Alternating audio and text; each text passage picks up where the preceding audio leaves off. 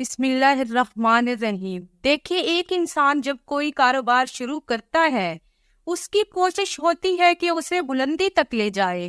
اگر چلتے ہوئے کاروبار میں بندش یا رکاوٹ آ جائے تو بندہ جس ذہنی اذیت سے گزرتا ہے نا، ہم سوچ بھی نہیں سکتے۔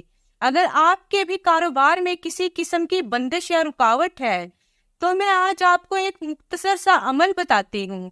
اگر اس عمل کو آپ اپنا معمول بنا لیں تو انشاءاللہ رکا ہوا کاروبار چل پڑے گا، رزق میں برکت ہوگی، اور گھریلو مسائل جن کی وجہ سے آپ پریشان رہتے ہیں وہ بھی اللہ کی رحمت سے اپنے معمول پر آ جائیں گے۔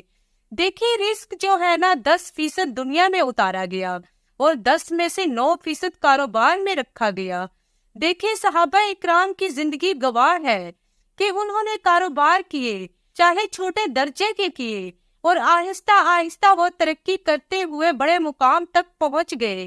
دیکھیں تو کیوں نہ ہم بھی صحابہ اکرام کے نقش قدم پر چلیں اور وہ اعمال کریں جو صحابہ اکرام کرتے تھے۔ صحابہ کی زندگی ہمارے لیے مشعل راہ ہے۔ دیکھیں، مشکل کب آتی ہے؟ جب ہم اللہ کے راستے کو چھوڑ کر بھٹک جاتے ہیں۔